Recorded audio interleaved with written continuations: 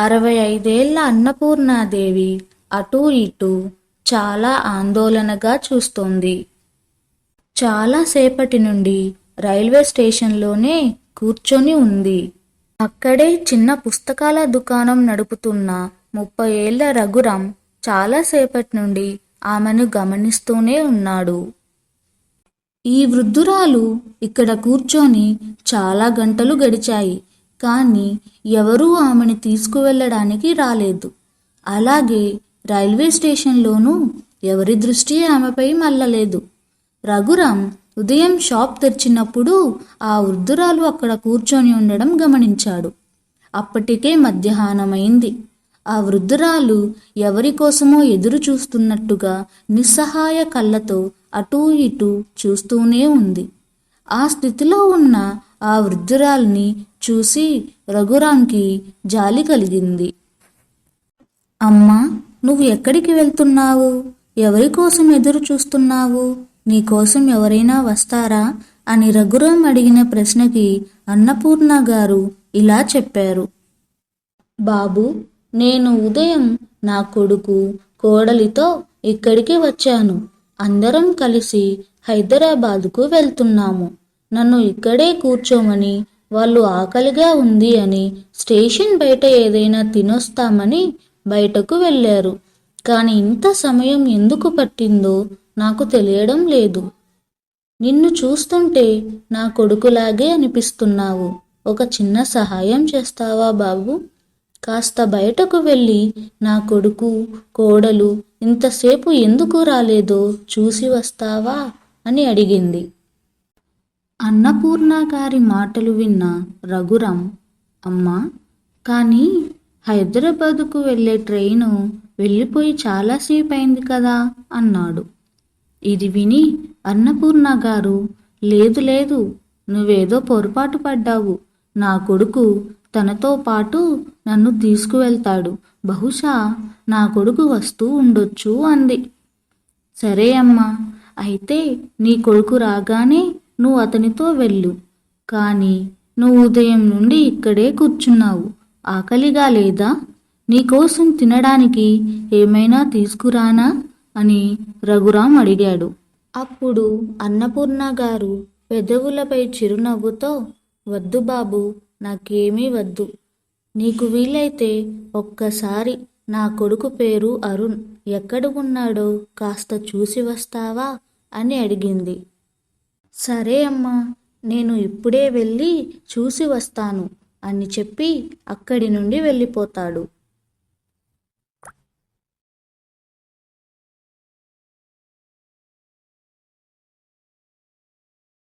సమీపంలోని దుకాణాలు అన్నిటికీ వెళ్ళి వెతికినా అరుణ్ అనే వ్యక్తి కనిపించలేదు. అన్ని చోట్ల వెతికి రఘురాం తిరిగి వచ్చి అన్నపూర్ణ గారితో, అమ్మా, నేను అన్ని చోట్ల వెతికాను, కానీ మీ కొడుకు కోడలు ఎక్కడా కనపడలేదు అని చెప్పాడు. రైల్వే స్టేషన్లో పుస్తకాల దుకాణం నడుపుతున్న రఘురాంకి విషయం అర్థం కావడానికి ఎక్కువ సమయం పట్టలేదు. ఈరోజు ఇంకొక వృద్ధురాలిని కన్న కొడుకు కోడలు మోసం చేసి రైల్వే స్టేషన్లో వదిలేసి వెళ్ళారని. అప్పుడు రఘురాం ఇలా అన్నాడు. అమ్మా, నేను మీకు ఒక విషయం చెప్తాను, బాధపడకండి.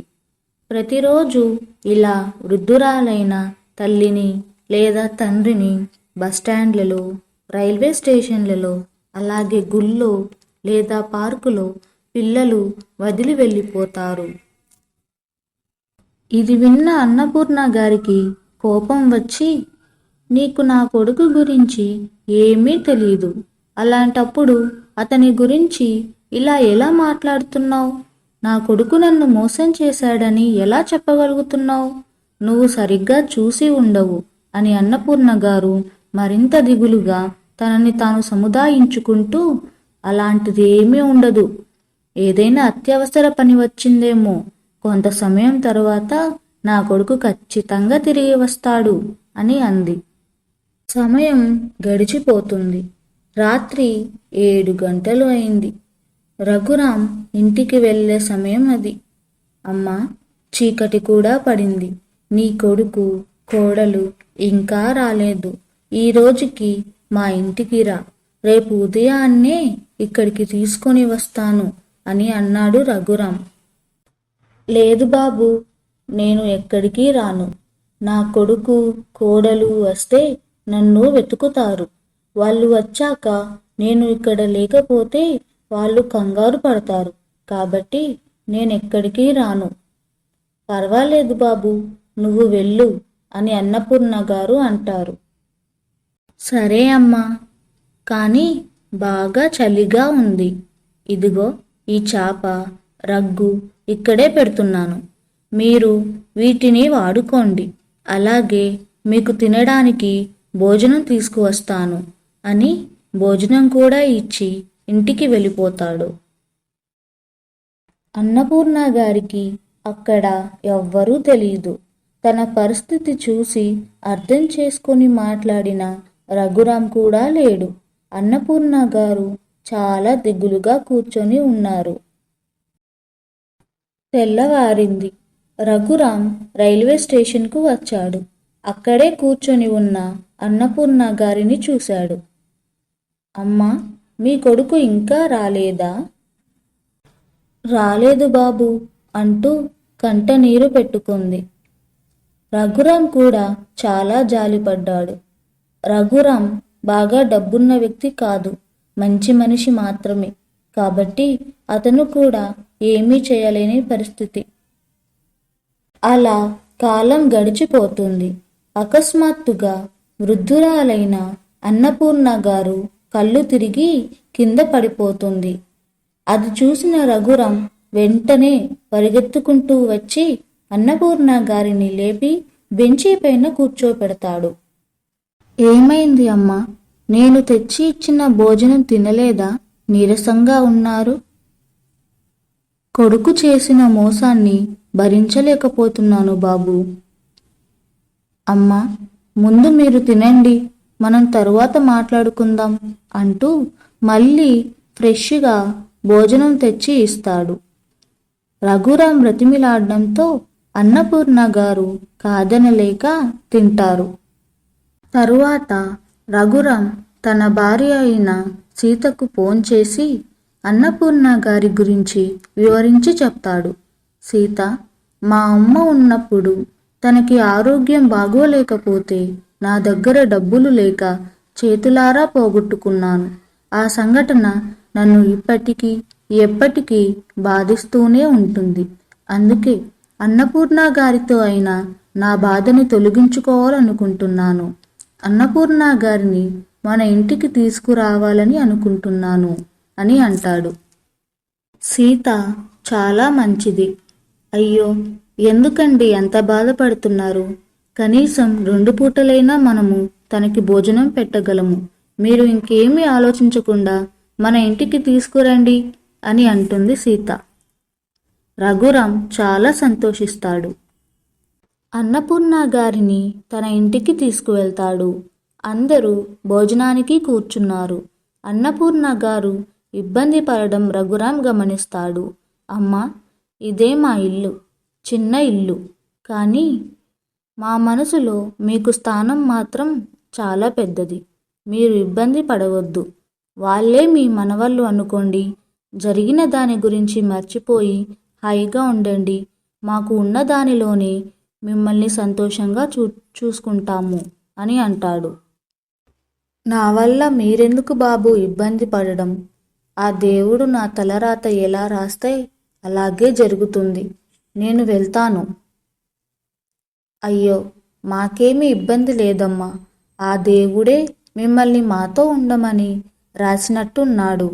మీరేమీ బాధపడకండి, ఆనందంగా ఉండండి. మేము ఉన్నాం కదా మీకు అంటూ ధైర్యం చెప్తుంది సీత.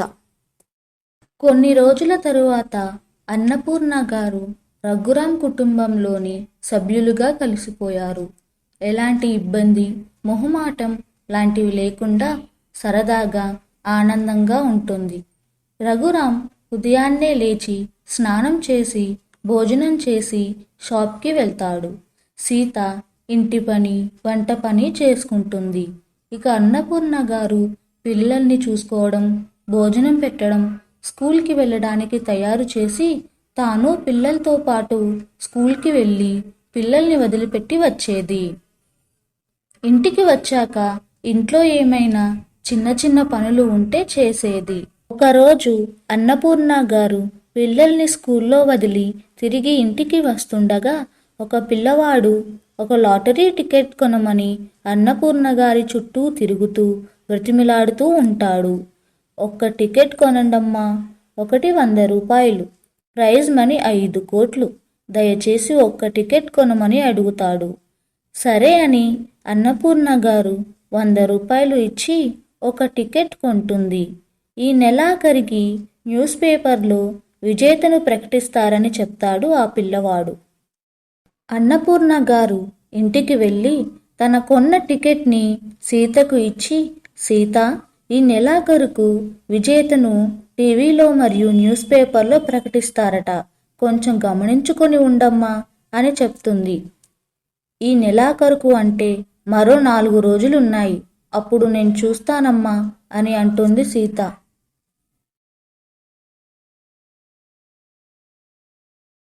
టీవీలోనూ పేపర్లోనూ లాటరీ టికెట్ ఫలితాలను విడుదల చేశారు. అన్నపూర్ణ గారు, సీత పేపర్లో వచ్చిన ఫలితాలను ఆతృతంగా చూస్తున్నారు. 3వ విజేతగా 50 లక్షలు, కానీ వీళ్ళ నంబర్ లేదు. 2వ విజేతగా 1 కోటి, కానీ వీళ్ళ నంబర్ లేదు. ఇక చివరిగా మొదటి విజేతగా 5 కోట్లు, అన్నపూర్ణ గారి పేరు మీద ఉన్న నెంబర్ కనబడుతుంది. ఇక అంతే, సీత కళ్ళల్లో ఆనందం మెరిసిపోయింది. సీత ముఖం చూసి అన్నపూర్ణ గారికి అర్థమైంది, మొదటి విజేతగా 5 కోట్లు గెలుచుకుంది తామే అని. ఇద్దరూ చాలా సంతోషంగా ఉన్నారు. చిన్న పని మీద ఇంటికి వచ్చిన రఘురాం, ఏంటి ఇద్దరూ చాలా సంతోషంగా కనిపిస్తున్నారు, ఏంటి సంగతి అని అడగ్గా సీత ఆనందంతో 5 కోట్లు గెలుచుకున్న విషయం చెప్తుంది. దాంతో రఘురాం ఇక మన కష్టాలన్నీ పోయాయని చాలా ఆనందపడతాడు. పేపర్లో ఇచ్చిన అడ్రస్కు వెళ్ళి తాము గెలుచుకున్న 5 కోట్ల ప్రైజ్ మనీ తెచ్చుకుంటారు. అదే రోజు అరుణ్ భార్య అయిన నాగమణి టీవీలో వార్తలు చూస్తూ ఉండగా తన అత్తగారైన అన్నపూర్ణ గారి ఫోటో కనిపిస్తుంది. టీవీలో అత్తగారి ఫోటో చూసి అవాక్కైన నాగమణి వివరాలను చూడగా అసలు సంగతి తెలుసుకుంటోంది. అన్నపూర్ణ గారు కోటీశ్వరరాలుగా మారిన సంగతి తెలుసుకొని ఆశ్చర్యపోతుంది. అదే టైంలో తన భర్త అయిన అరుణ్ చాలా దిగులుగా ఇంటికి వస్తాడు. ఏం జరిగింది అని అడగగా, నాగమణి, మా కంపెనీ లాస్లో పడింది, చాలామందిని టెర్మినేట్ చేశారు, నేను కొత్తగా జాయిన్ అవ్వడం వల్ల నా ఉద్యోగం కూడా పోయింది అని చెప్తాడు. ఏంటి, ఉద్యోగం పోయిందా? ఇప్పుడు మన పరిస్థితి ఏంటి? మన పిల్లలకి మంచి జీవితాన్ని ఇవ్వాలనుకున్నాము, వాళ్ళ పరిస్థితి ఏంటి అని బాధపడుతుంది. అప్పుడే వరుణ్ తల్లి అయిన అన్నపూర్ణ గారు కోటీశ్వరరాలుగా మారిన విషయం చెబుతుంది. మనం అత్తగారి దగ్గరకు వెళ్దాం, మన బాధని చెప్పుకుందాం, మనల్ని తప్పక క్షమిస్తుంది అని అంటుంది నాగమణి. వరుణ్ వేరే దారి లేక తన భార్య ఇచ్చిన సలహాకు అంగీకరించి అన్నపూర్ణ దగ్గరకు వెళ్తారు. అమ్మా, మమ్మల్ని క్షమించు, మేము తప్పు చేశాము, ఇప్పుడు నా ఉద్యోగం కూడా పోయింది, మా పిల్లలకి మంచి జీవితాన్ని ఇవ్వలేని పరిస్థితిలో ఉన్నాము, చాలా కష్టంగా ఉంది, దయచేసి క్షమించి మమ్మల్ని మీతో ఉండనివ్వమ్మా అని అంటాడు అరుణ్. అయ్యో, ఇందాకటి నుండి చూస్తున్నాను, నువ్వే మాట్లాడుతున్నావు, నన్ను అస్సలు మాట్లాడనివ్వడం లేదు. అవును, ఇంతకీ నువ్వెవరు బాబు? నా కొడుకు నన్ను రైల్వే స్టేషన్లో వదిలేసి వెళ్ళినప్పుడే ఇక వాడు లేడు అనుకున్నాను. ఇదిగో ఇతనే నా కొడుకు రఘురాం, ఆ అమ్మాయి నా కోడలు సీత. నేను గెలుచుకున్న 5 కోట్లు వీళ్ళ పేరు మీద రాస్తున్నాను. మీకు నాకు ఎలాంటి సంబంధమూ లేదు. ఇక మీరు బయలుదేరొచ్చు.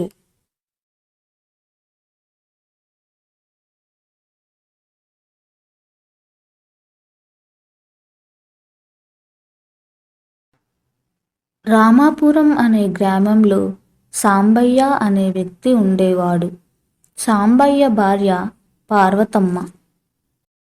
సాంబయ్య పార్వతమ్మలకు 2 పిల్లలు ఉన్నారు. ఒక అమ్మాయి, ఒక అబ్బాయి. హరి, రాణి. హరి, రాణి ఇద్దరు చాలా మంచి పిల్లలు. బాగా చదువుకొని క్లాస్లో ఫస్ట్ ర్యాంక్తో పాస్ అవుతారు.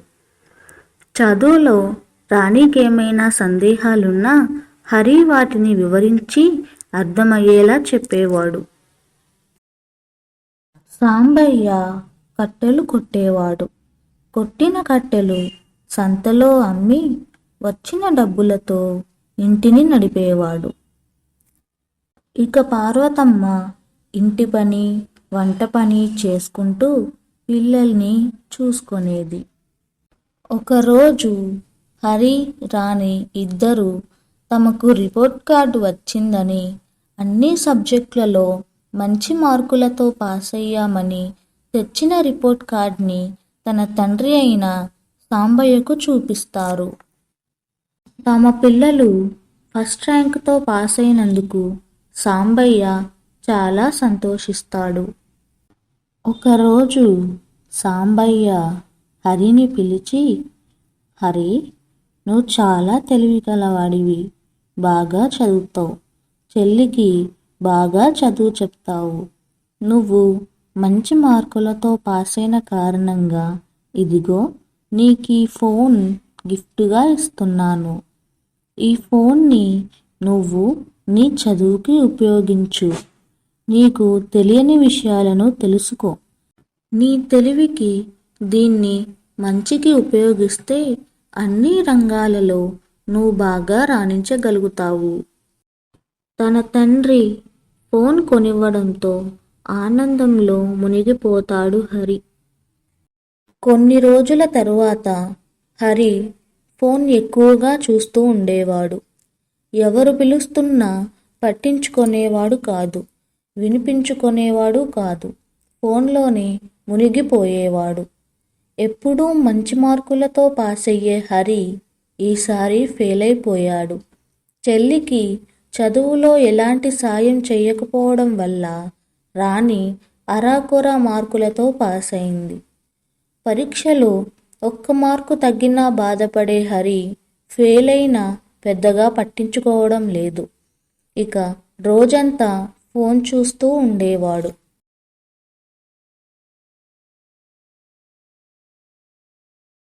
ఒకరోజు హరి తన స్నేహితుడైన గిరి వాళ్ళ ఇంటికి వెళ్తాడు.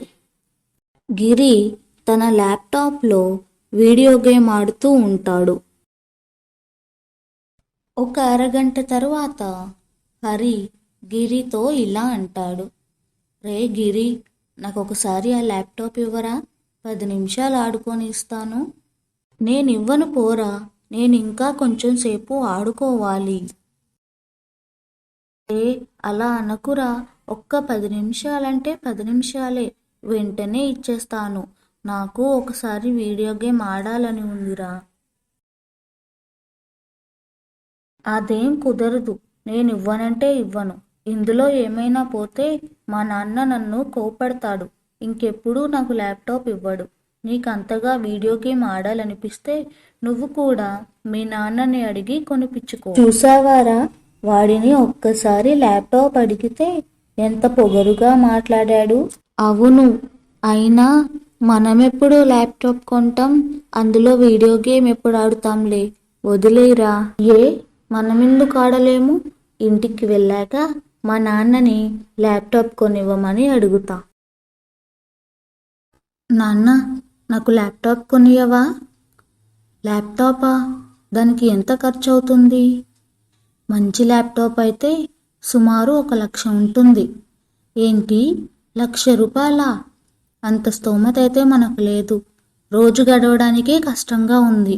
నీకు 1,00,000 రూపాయలు పెట్టి ల్యాప్టాప్ కొనిచ్చే పరిస్థితిలో అయితే నేను లేను. ఎంత కష్టంగా ఉన్నా నీకు కాలేజ్ ఫీజు, ఎగ్జామ్ ఫీజు అయితే కట్టగలను. అది కూడా నేను పడుతున్న కష్టం నువ్వు పడకూడదని. ఇక బాగా చదువుకొని మంచి ఉద్యోగం సంపాదించి ఆ ల్యాప్టాప్ ఏదో నువ్వే కొనుక్కోవాలి. కాలేజ్కి అందరూ బైక్ మీద వస్తున్నారు, మనం మాత్రమే బస్లో వస్తున్నాము. మనకి బైక్ ఉంటే బాగుండు కదా.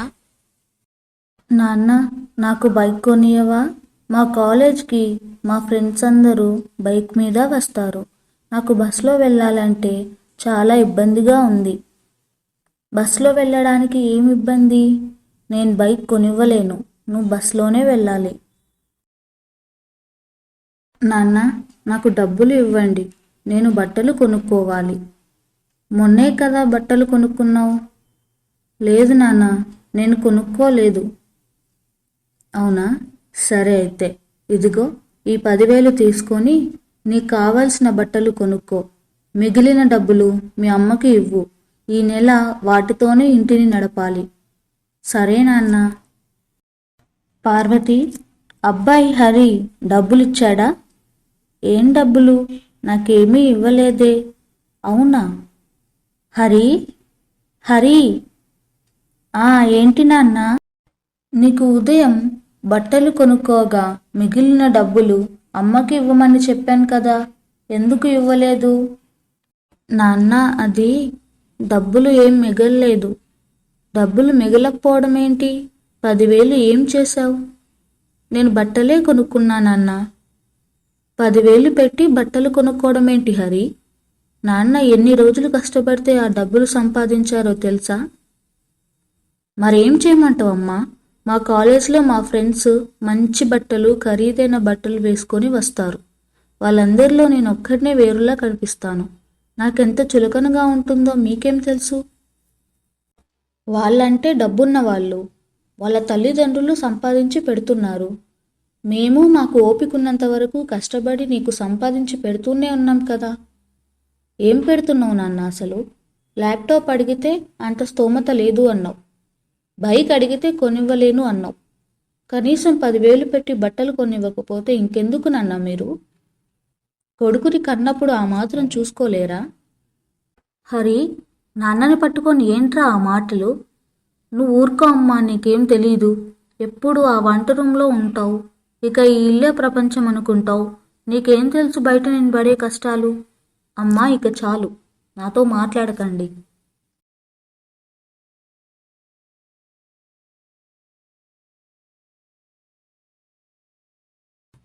బాధపడకండి, అబ్బాయి ఏదో తెలియక మాట్లాడాడు. మన కష్టం గురించి తెలుసుంటే అలా మాట్లాడతాడా చెప్పండి? హరి, హరి, నాన్నగారికి ఆరోగ్యం బాగోలేదు, ఈరోజు నువ్వు పనికి వెళ్ళు. అమ్మా, నేను కాలేజ్కి వెళ్ళాలి. ఈరోజు ఆదివారంలే, నువ్వు పనికి వెళ్ళు. ఓ, ఆదివారమా? సరే అమ్మా, నేను వెళ్తాలే పనికి.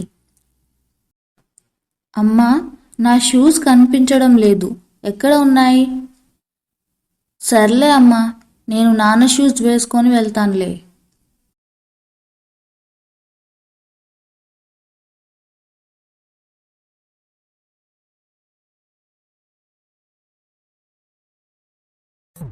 చూసావా పిన్ని, మా నాన్న ఎంత పిసినారివాడో.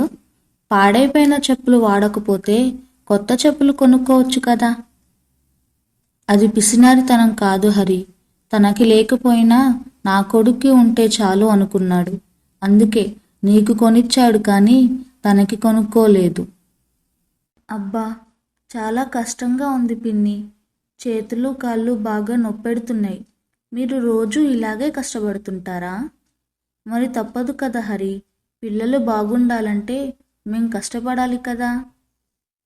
అంటే మా నాన్న కూడా ఇలాగే కష్టపడుతున్నాడా? మీ నాన్న ఇంకా చాలా కష్టపడుతున్నాడు. నువ్వేదో ల్యాప్టాప్ అడిగావంట కదా, దానికోసం పగలు రాత్రి అనే తేడా లేకుండా పని చేస్తున్నాడు. అందుకే కదా మీ నాన్న ఆరోగ్యం కూడా దెబ్బతినింది. మా నాన్నకి ఆరోగ్యం బాగోలేదని మీకెలా తెలుసు? మీ నాన్నకి ఇప్పుడు కాదు, గత వారం రోజులుగా ఆరోగ్యం బాగోలేదు. అయినా మీకోసం కష్టపడి పనిచేస్తూనే ఉన్నాడు. సరే హరి, మధ్యాహ్నం అయిందిగా, భోజనం చేసి మళ్ళీ రావాలి. వెళ్దాం పదా. నాన్న, మీరు నా కోసం ఇంత కష్టపడుతున్నారా? మీ గురించి తెలియక తప్పుగా మాట్లాడాను.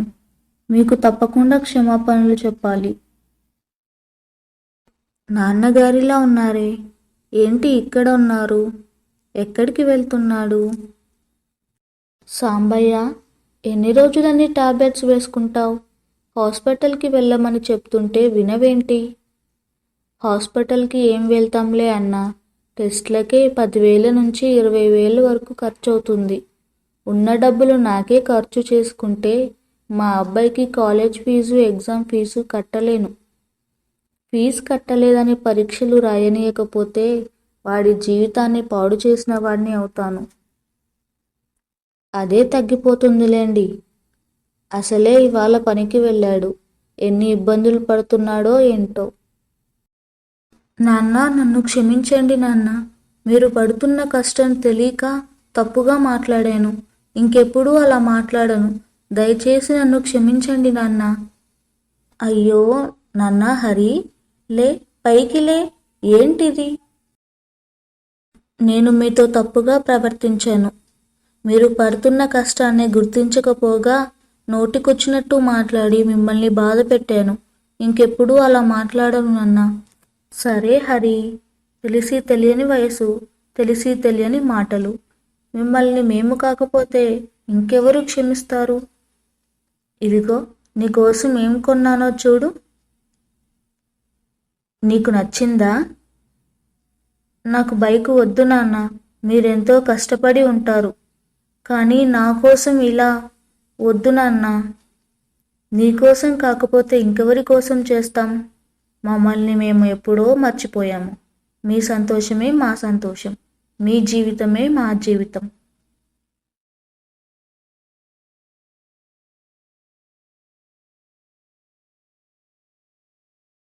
ఓ ఊర్లో ఒక అత్త ఉండేది.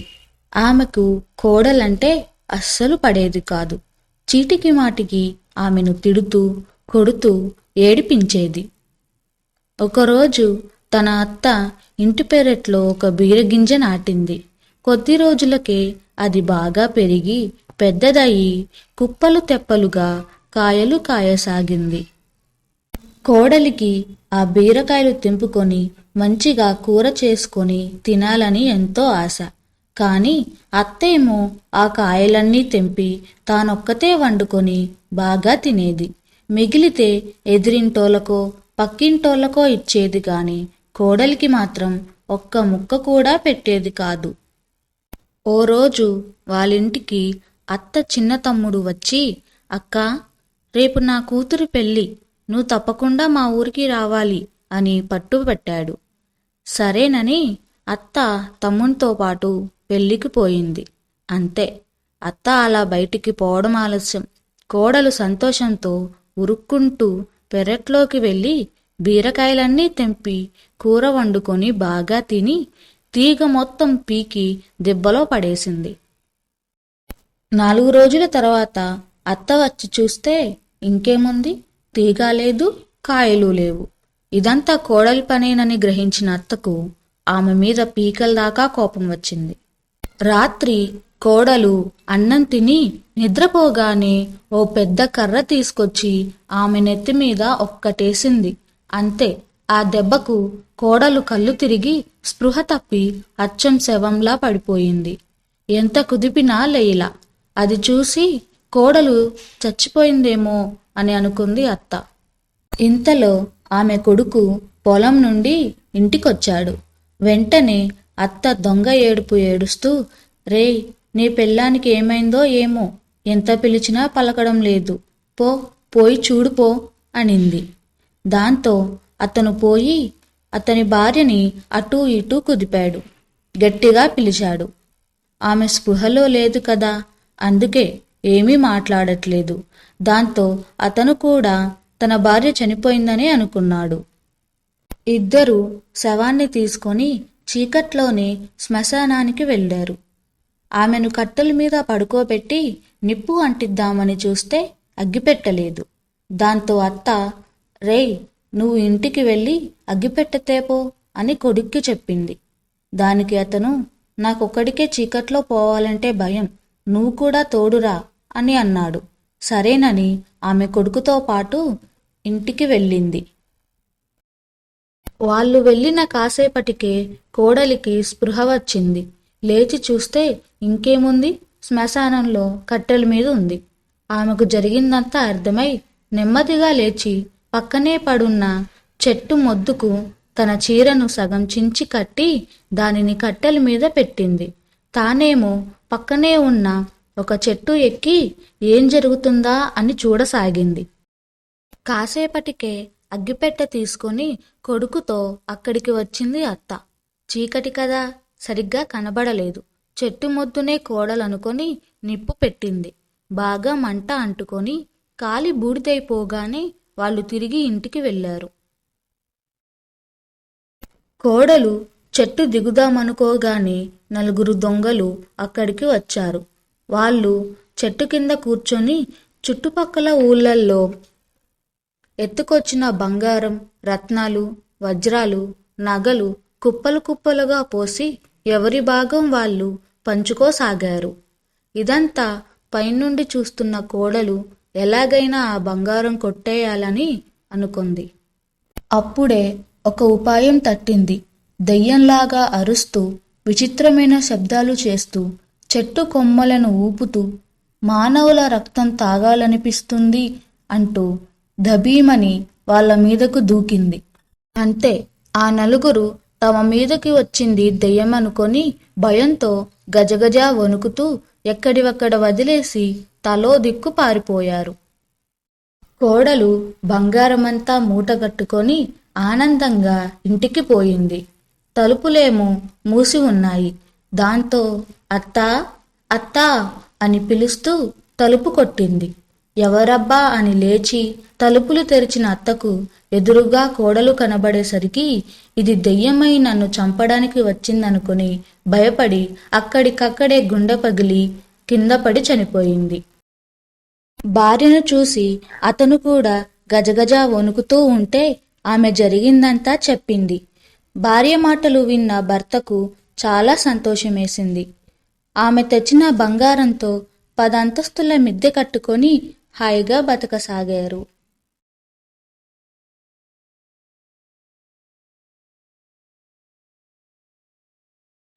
ఒక అడవిలో ఒక జింక ఉండేది. ఆ జింక చాలా అందంగా ఉంటుంది. ఒకరోజు జింక అడవిలో తిరుగుతూ ఉండగా ఒక కొలను కనిపిస్తుంది. ఆ కొలనులోని నీళ్లు చాలా తేటగా ఉన్నాయి. నీళ్లు తాగడానికి వెళ్ళిన ఆ జింకకి నీటిలో తన ప్రతిబింబం కనిపిస్తుంది. జింక తనని తాను చూసుకుంటూ, ఆహా, ఎంత అందంగా ఉన్నాను, నా ముఖం చాలా అందంగా ఉంది, ఇక నా కొమ్ములు అయితే అందానికే అందంగా ఉన్నాయి. దేవుడు నాకు ఇంత అందమైన శరీరాన్ని ఇచ్చాడు, కానీ నా కాళ్ళు ఎందుకు ఇంత అసహ్యంగా పుట్టించాడు? నా కాళ్ళు చాలా సన్నగా ఉన్నాయి, నాకు అస్సలు నచ్చడం లేదు. నా కొమ్ములు చూసుకొని ఆనందపడే లోపే కాళ్ళని చూస్తుంటే బాధపడాల్సి వస్తుంది. జింక అలా అనుకుంటూ నిరాశపడుతూ ఉండగా ఒక పులి తనని వేటాడడానికి సిద్ధంగా ఉందని గమనిస్తుంది. ఇక వెంటనే వెనక్కి తిరిగి చూడకుండా పరుగులు తీస్తుంది. జింక ఆపదను గుర్తించడంతో ఇక పులి కూడా జింకను వెంబడిస్తుంది. అలా జింక చాలా దూరం వెళ్ళగా తన కొమ్ములు 2 చెట్ల మధ్యన ఇరుక్కుపోతాయి. చాలా కంగారుగా జింక చెట్టు కొమ్మల్లో ఇరుక్కుపోయిన తన కొమ్ములను గట్టిగా లాగడంతో తన కొమ్ములు విరిగిపోతాయి. ఇక మళ్ళీ వెంటనే పరుగులు తీస్తుంది. అలా చాలా దూరం ఎంతో వేగంతో పరుగులు తీస్తూ పులి తన వేగాన్ని అందుకోలేక తనని వెంబడించడం లేదని తెలుసుకొని ఒక చోట ఆగుతుంది. జింక ఒక్క నిమిషం ఇలా ఆలోచించింది. నాకు అందమైన కొమ్ములు ఉన్నాయని మురిసిపోయాను, కానీ ఆ కొమ్ములే నాకు ఆపద తెచ్చిపెట్టాయి. అసహ్యంగా ఉన్నాయని అనుకున్న ఈ కాళ్ళే ఈరోజు నా ప్రాణాలు కాపాడాయి. కాళ్ళు సన్నగా ఉన్నాయి కాబట్టే ఇంత దూరం ఇంత వేగంగా పరుగులు తీయగలిగాను. అదే లావుగా ఉండి ఉంటే పరుగులు తీయలేక పులికి ఆహారం అయిపోయేదాన్ని. ఓ దేవుడా, నాకు ఇంత అందమైన కాళ్ళని ఇచ్చినందుకు నీకు కృతజ్ఞతలు.